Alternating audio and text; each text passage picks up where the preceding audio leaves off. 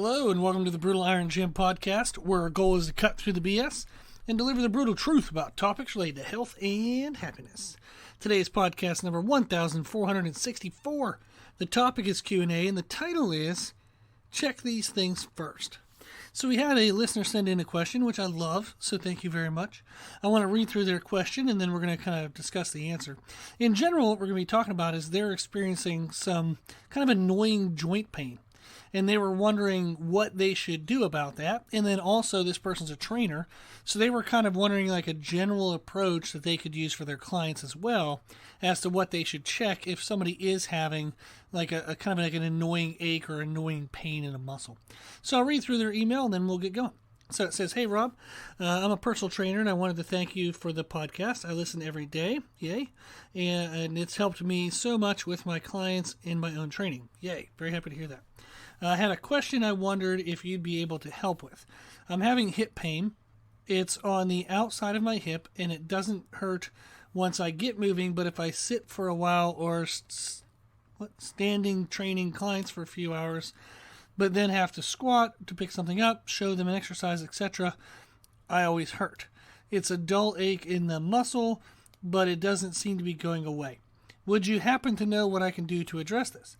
And if my clients are experiencing the same thing, but in other joints like shoulders, knees, etc., what steps should I take to help them?" Awesome. Love it. So I'm very happy to know that the podcast is of benefit to you. That's great. I love it. So thank you for listening and thank you for sending the question. That's truly what I want this podcast to be, is if you have any questions, just send me in the questions and I'll make you a podcast for it. You know, it's as easy as that. This is literally having somebody who does nutrition and training for a living saying, ask me any question you want whenever you want. Pretty awesome opportunity. So thank you to this listener for taking that opportunity. So what we want to do is we want to start by looking first at nutrition.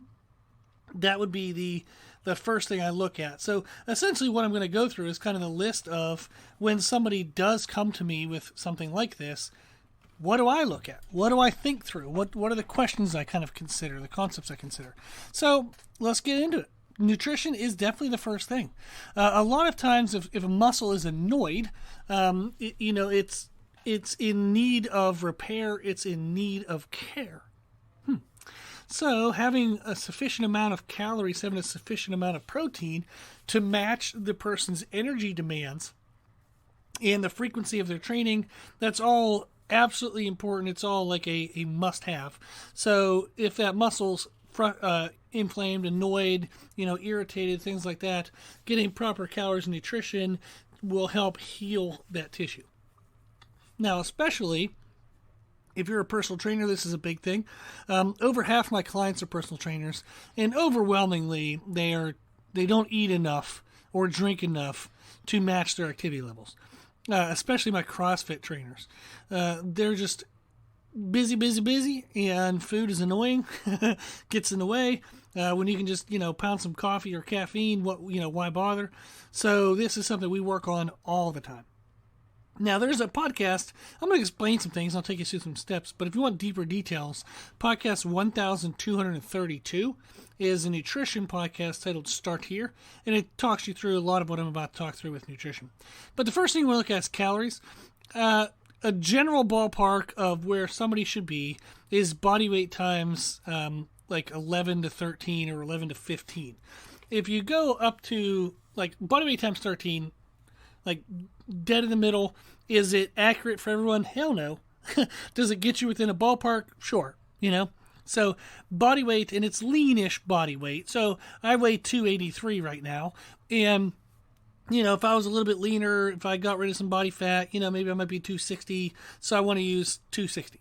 If you're 200 pounds, but you're like, my best weight really is 150, use something in the middle, kind of like guesstimate. So if you're a little overweight, guesstimate a little bit lower. If you're super freaking shredded and lean, then just use your body weight. But body weight times 13 gets you somewhere in the ballpark. If you're trying to lose weight, you might be better around like body weight times 11 to 12, that little bit of caloric deficit, which helps promote fat utilization and then helps fat loss.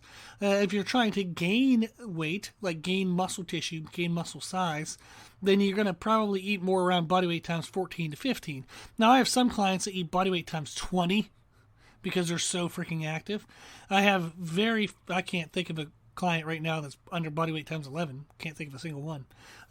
But that range, body weight times 11 to 15, will give you some ballpark of where you should be. Now, if you're a personal trainer or you're a very active person, you're training 4 or 5 times a week or so, and you're at like, well, I'm at body weight times 13. No, that's not enough. You need to be over that. Body weight times 13 is like sedentary work style, just chilling. If you work out 2 or 3 times a week, the rest of the time you're sitting on your butt. That's what body weight times 13 is. So in that range, I would want to see what they're doing.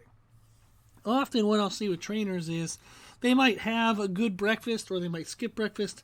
They might have lunch, but that's sometimes inconsistent. Sometimes they miss lunch or have to eat fast food. They, maybe get dinner, but usually not because the evenings is really high. That's the, high time for personal trainers. That's when most people want to have training sessions. So then they try to eat something really big before they go to bed. But what ends up happening is they typically undereat throughout the day. They accumulate a lot of wear and tear and just body annoyance from being active and up on their feet and training people. And then they try to save the day at the end of the day by eating food before they go to bed. And they just don't eat enough. So it collects over time. So this is something where they're in a small caloric deficit. They miss a meal here or there. They maybe do an aggressive workout, don't get all the complete recovery. And it just slowly accumulates. So it might be something you've been doing for weeks or months that's causing this problem. Not something that you can just, I'm going to increase my calories for a couple days and I'll be fine. Maybe you might feel a little better, but you're going to need to maintain that increase to really heal the tissues. So, for example, I've worked with runners, and I have one client has like a foot surgery, and this was before we met. So she's coming back from her foot surgery, trying to get back into running. And what we found was 150 grams of protein per day is a good protein amount that lets her slowly heal her foot while maintaining healing from our strength training workouts and our running workouts. But if she dips under 150 for 2 or 3 days, that foot starts to hurt. Then we have to get back up to 150. Now, why don't we eat a little bit more? Well, she's vegetarian, and getting 150 grams of protein is a pain in the ass. So I try not to overload her too much. That's something she can maintain consistently, and as long as we don't miss days, she's been continually getting better and better. When we first met, her foot would hurt doing anything. Now the foot only hurts if she misses protein for 2 or 3 days, and those 2 or 3 days involved running or training. So it's definitely getting a lot better. But calories is definitely something we look at. And then I just mentioned protein. Protein is something you definitely want to look at. You want to be between 0.6 to 1 gram per lean body weight, per pound of lean body weight. So 0.6 is if you do nothing. 0.8 would be like, relatively active. I work out 2 or 3 times a week. I want to be up at around 1 gram if I'm working out 4 or 5 times a week, and or especially if I'm wanting to build muscle tissue. Sometimes I will go over 1 gram per pound of body weight, but usually only up to 1.25 grams per pound of body weight, and that's if somebody's really lean and they're really wanting to pack on muscle, and I mean they're just blitzing it. Food is on point, training's on point. So these would be people I work with where their physique impacts their financial income. So that's going to be something they're going to be highly motivated to do. And I also have times where people just want to be badass and they have a moment in life where food and training can be a high priority to them. So they just want to crush it. So we pull out all the stops and we go for it, But those are going to be the first 2 things I look at is what's their calorie intake, what's their protein intake. I then look at distribution. So I mentioned that a lot of people undereat during the day and they overeat at night. What happens is you just can't eat enough at night to mitigate all the damage that has happened just from throughout the day, plus the damage that's been accumulating for months, but without overeating so much calorically, where you get a ton of fat storage in that meal. So even if you don't have a lot of fat intake at that meal, the carbs and the protein are kind of buffers for fat utilization. So you end up storing a lot of that fat if the calories are high in that meal, even if the fat intake is low in that meal. So it ends up happening where it's better for people to eat more food throughout the day and kind of match their activity level, that tends to help people be a lot leaner at higher caloric intakes than people who do like accidental intermittent fasting by under eating during the day and overeating at night. So those are going to be the big things I look at nutrition wise. Then we look at hydration. I want to be seeing, how much do they drink throughout the day. Your muscles, essentially it's like beef jerky. That's the way I've explained it to clients so it makes sense, is dehydrated meat is beef jerky. It doesn't move much, does it? So if you try to stretch and flex a piece of beef jerky, it's just going to snap, right? But that same meat, hydrated, is pliable and floppy, and it can move. Think of a steak before you cook it. So if you're dehydrated, your muscles are going to resemble more like beef jerky than the uncooked steak. So hydration is extremely important. It also helps with digestion, energy, and a bunch of other good odds and ends, skin health and things. So hydration is very important. I'd look to see how much are they drinking throughout the day. Usually I have a half-gallon minimum that I want people to be at. If they're super active, like personal trainer, somebody on their feet, we're looking more towards a gallon. So if you do basically like 3 to 4 liters of water a day. Now it doesn't have to be water. Maybe you do Gatorade, iced tea, whatever, just fluid. Some kind of fluid that you're drinking throughout the day. Half-gallon minimum. We'd rather be up more around like a gallon. And then we look at sleep. So sleep is when our body does a lot of repairs. So it's super duper ridiculously important. If somebody's only sleeping 4 to 6 hours a night, maybe they catch one long night on the weekend, that's not enough. You're definitely going to accumulate some annoyances and injuries along the way. So sleep is definitely something we look at. Now for hydration, we have a podcast, 261. I know that you're like, how the hell, 1,200 podcasts ago.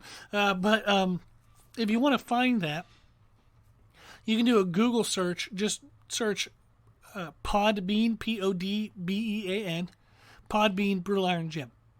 And then if you're on a laptop, on the right side of the page, in the middle of the page, there's a search function. You can type in the podcast number or the title, and it'll show up. If you're on a mobile device, just scroll all the way to the bottom. After the first page of most recent podcasts, you'll see a little search function that you can search any podcast title or number. So podcast 261 teaches hydration for health, energy, and performance. And then podcast 1149 is a mindset podcast for creating a healthier sleep pattern. So in all of these podcasts, I give you the steps to take. I'm literally telling you what to do. So in podcasts, like we mentioned, podcast 1232, Nutrition Start Here, I tell you step by step how to set up your own nutrition plan. So very helpful stuff. Very good stuff. Now, that is absolutely the first things I look at. What I'm going to talk about next is training. We're going to look at the person's training. Almost 1,000,000% of the time, people skip everything I've just talked about and they look at training. So when I talk to a trainer, I'm like, how's your food? It's good. How's your sleep? Hydration? What? And then I'm like, okay, well, look at your training. And then they're like, well, I've been trying to figure out, am I doing too many unilateral quad-focused movements where my vastus intermedialis? And I'm like, oh my God, you're too nerded out into this training stuff, but you haven't been paying attention to your calories, your protein, your hydration, your sleep. Overwhelmingly, if you fix everything we've talked about so far, almost all of your problems will go away because you're actually going to treat your body with respect. You're going to give it some sense of care. So you're going to let it actually heal itself. So it's very beneficial. It's very important to do everything we've talked about already. Then when we do look into training, I just look and see, okay, what's the frequency? Are they training, their full body every day? Which a lot of CrossFit people in some way do. They have a lot of repeated muscle groups from day to day. Even if you're a bodybuilder, I've seen a lot of bodybuilders do upper body, lower body splits, but they're just way too aggressive in their volume and weight loads. So we just kind of look at frequency of body parts and the frequency of heavy lifts. So if somebody's squatting 3 times a week, maybe a powerlifter, so they're squatting 3 times a week, deadlifting twice, benching 3 to 4, and it's like, oh dear God, that's just too much volume. at really like complex movements, you would have to get a lot of small movement therapies to balance all of that out. So the workouts would end up being like 2.5 hours, 3 hours, and that's just not necessary. People often say, well, I want the technique practice. Well, once you're no longer a beginner, technique practice 4 times a week, it's arguable as to whether that's really beneficial or not. Now, I guarantee that anybody who does Olympic lifting just told me I'm completely crazy because they do their Olympic lifts in some variation like almost every day. My point would be is if you're feeling beat up, maybe doing the compound lifts as frequently as you are might not be the best idea. Just pulling, if you're squatting 4 times a week, go to 3. If you're deadlifting twice a week, go to 1. Or just change the variation. Do some like more moderate movements. Like do some snatch grip RDLs. And that can work on like hip focused lockout. You don't have to always do like explosive driving deadlifts off the floor. So there's a lot of variations of things you can do to decrease the weight load into the connective tissues. And that can actually help the connective tissues heal as well. So giving it proper weight load sequencing. There's like underload, overload, normal loaded movements, and it's helpful to understand how to wave those so you don't run into continuous joint annoyance. And that kind of feeds into exercise selection. If somebody says, I'm having pain in the front side of my shoulder, and we look and they're doing, horizontal, there's terms like transverse, sagittal, and all these other things in regards to planes of motion. But if you do like chest press, dumbbell chest press, barbell bench press, like presses like that, they might be doing 20 sets of pressing movements a week, but they're only doing 10 sets of back movements, pulling movements. So you have to balance your push and your pulls. Like you have to balance your quadriceps, your hamstrings, your external rotators to your internal rotators. Like there's so much balance work that you would want to see with your exercise selection to make sure that they're getting equal stress loads across all the joints. Now that's the basic version. That's like kindergarten. Once you have that, then you would actually say, okay, I'm not coming into this situation balanced, so I probably don't want a balanced program. I want it to actually lean into my weaknesses. So what most people do is they're leaned into their strengths, and then you have to get them back to balanced so that way they get some remote like base of health, and then you would start to kind of focus into their weaknesses. Now you could just skip right to it, but they're not mentally going to enjoy that. So it's better to kind of sometimes wave that in. But that's what we're going to look at in training is frequency of body parts, frequency of heavy lifts. You're going to look at exercise selection, make sure you have balance of like various movements, a lot of different planes of movement, different angles. Make sure they're not in the same exercise for like 12 weeks in a row.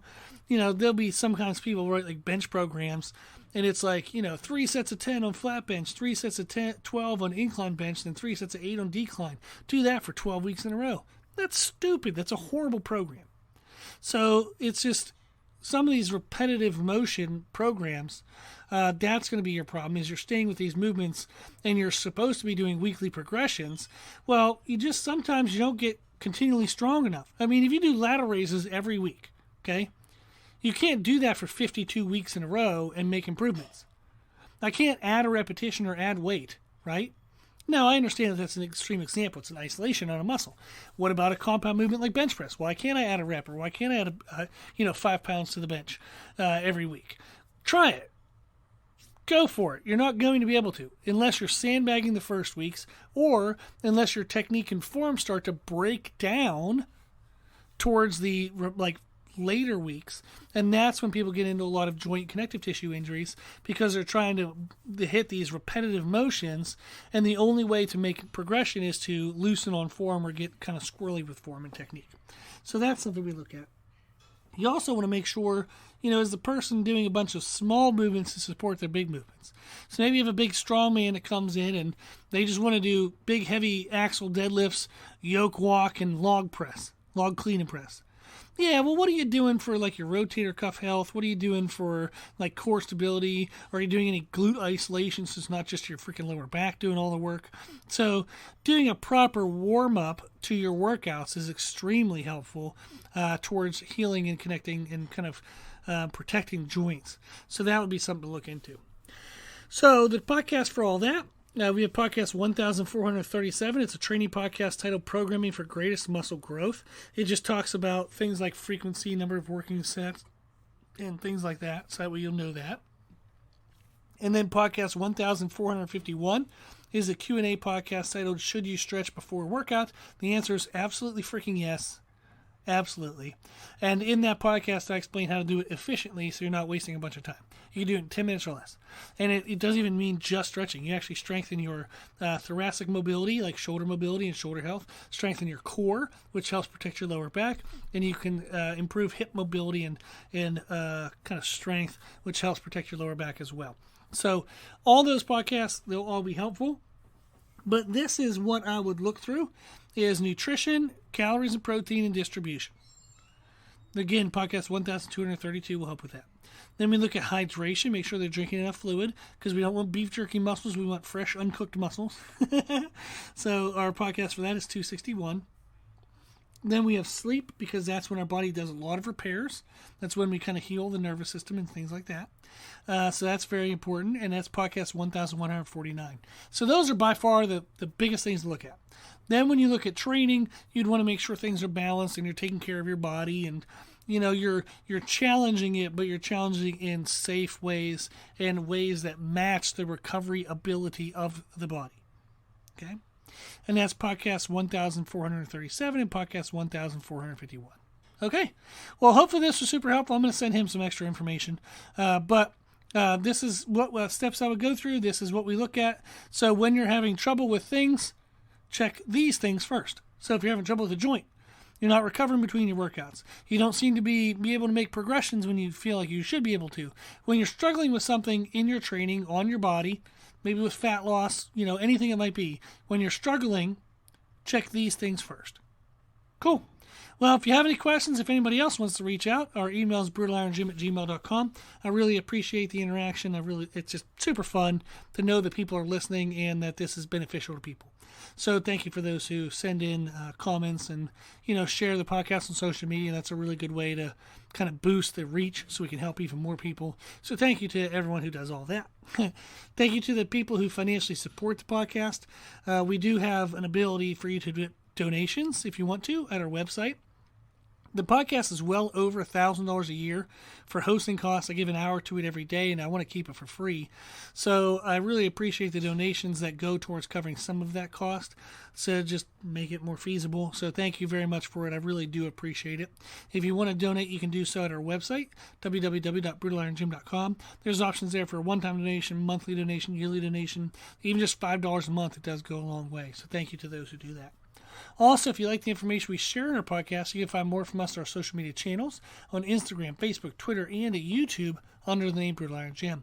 If you have any questions, feedback, suggestions, anything you want to know, let us know at our email, brutalirongym@gmail.com. And as always, I hope this was helpful, and thank you for listening.